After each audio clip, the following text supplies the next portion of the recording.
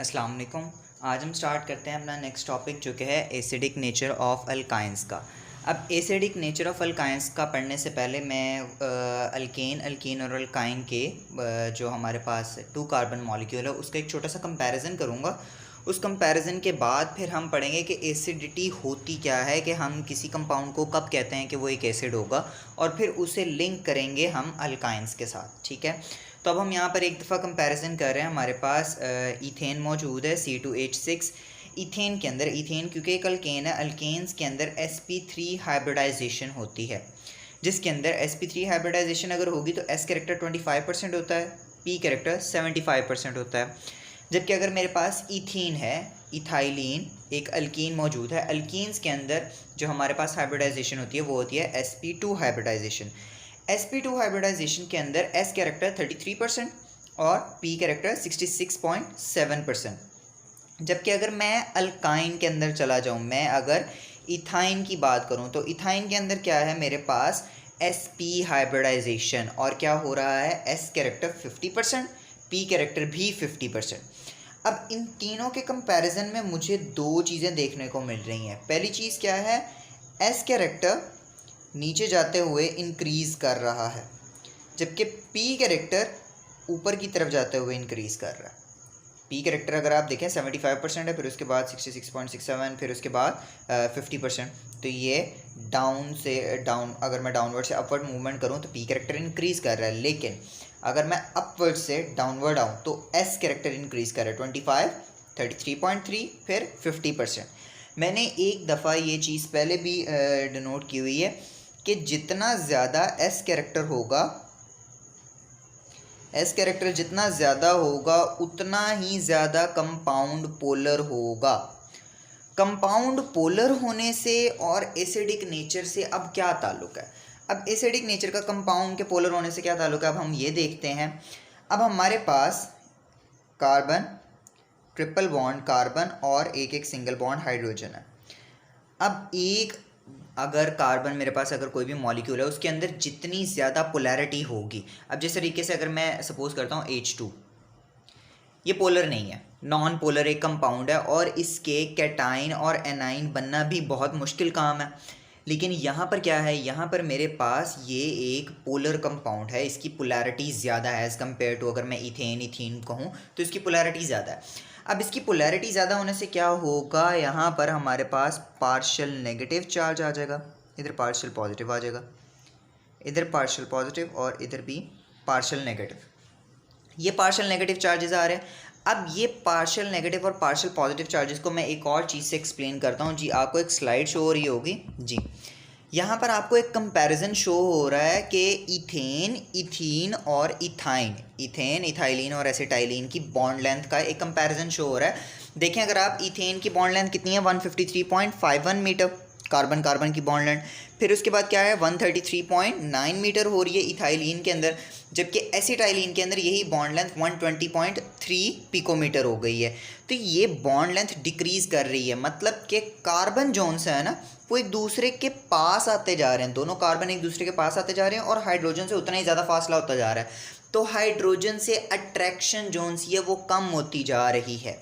अब हम वापस आते हैं। अब हाइड्रोजन से अट्रैक्शन जितनी कम होगी उतना ही ज़्यादा आसान होगा उसे रिमूव करवाना।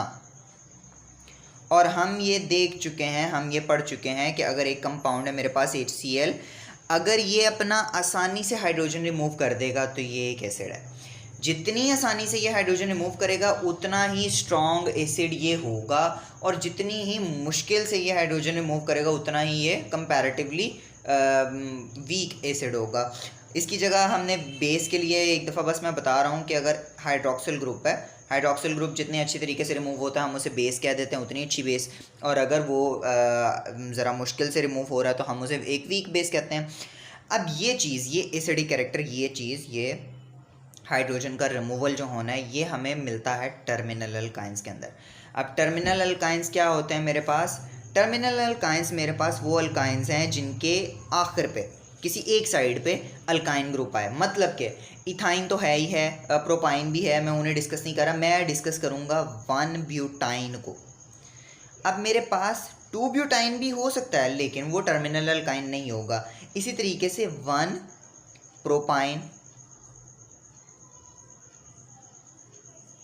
सॉरी प्रोपाइन तो 3 कार्बन है, 1 पेंटाइन कहूँगा मैं, सॉरी 1 पेंटाइन, 1 हेक्साइन, ऑक्टाइन, 1 ज़रूरी है। जब भी आपके पास 1 लिखा आएगा अल्काइन के साथ तो इसका मतलब कि वो एक टर्मिनल अल्काइन है। अब टर्मिनल अल्काइन में ये हाइड्रोजन लूज़ करना आसान होता है। अगर वो यहाँ पर सेंटर के अंदर आ जाएगा तो क्या होगा, इस तरफ से कार्बन्स उसके साथ लिंक होंगे तो वो ज़रा जो सी है पार्शियल पॉजिटिव और पार्शियल नेगेटिव चार्जेस वो थोड़े से डिस्ट्रीब्यूट हो जाएंगे, तो वो उतना एसिडिक कैरेक्टर हमें शो नहीं करेगा।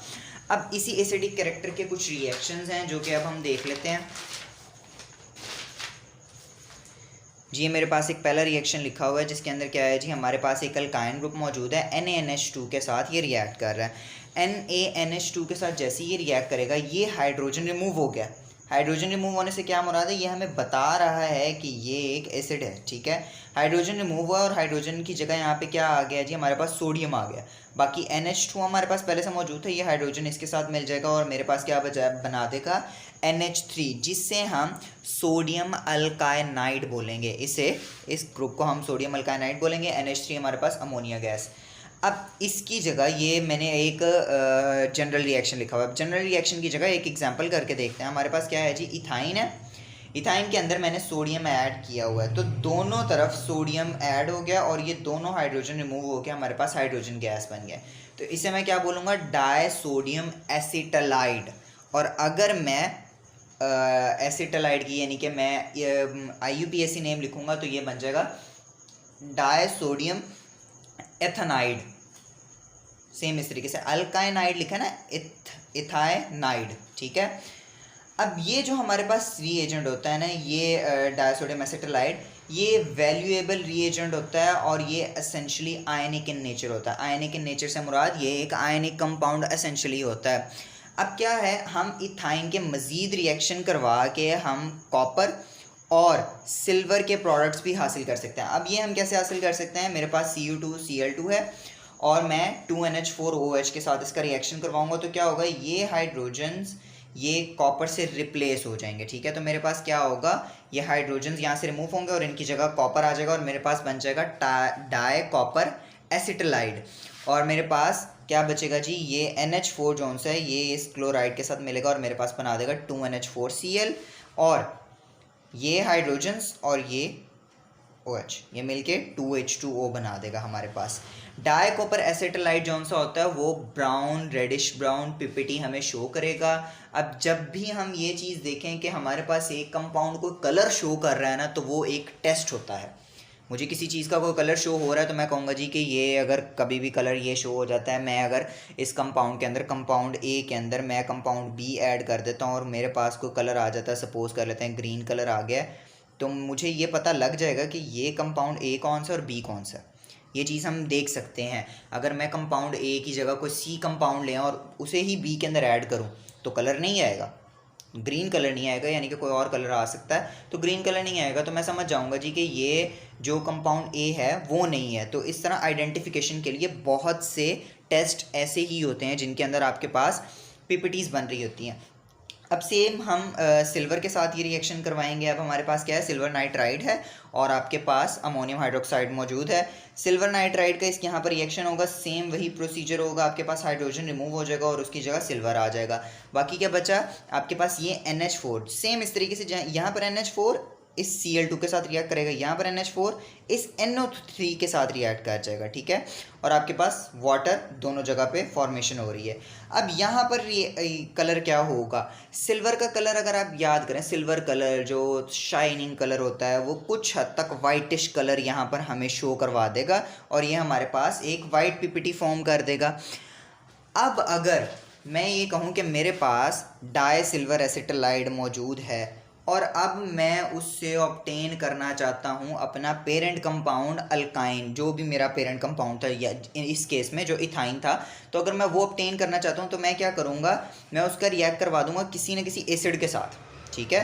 क्यों, क्योंकि ये अब एक कॉन्जुगेट बेस बन चुका है, ठीक है, ये आप ऑलरेडी इस चीज़ का अंदाज़ा होगा। एसिड रिएक्शन करके कॉन्जुगेट बेस बन जाता है, बेस रिएक्शन करके कॉन्जुगेट एसिड बन जाता है। तो ये कॉन्जुगेट बेस बना हुआ है, अब ये एसिड के साथ रिएक्ट करेगा तो क्या होगा जी, यहाँ से ये सिल्वर रिमूव हो जाएंगे और हाइड्रोजन ऐड हो जाएंगे। तो आपके पास क्या आ गया जी, ये आपके पास एक इथाइन मॉलिक्यूल आ गया है। नेक्स्ट अगर देखें तो आपके पास क्या है जी, AgC ट्रिपल बॉन्ड CAG, वही चीज़ सेम है और HNO3 के साथ आप रिएक्शन करवा रहे हैं। तो क्या होगा, सेम उस लिहाज से Ag यहाँ से रिमूव हो जाएगा, सिल्वर रिमूव हो जाएगा और हाइड्रोजन जो से हाइड्रोजन के 2 एटम्स यहाँ पर ऐड हो जाएंगे और आपके पास सिल्वर नाइट्रेट यहाँ पर आ जाएगा।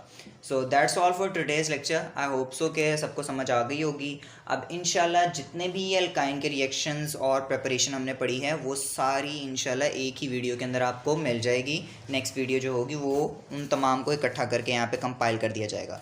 तो अगर आपको लेक्चर की समझ आई हो तो काइंडली लाइक करें और सब्सक्राइब करें और वीडियो शेयर भी कीजिएगा। थैंक यू, अल्लाह हाफ़िज़।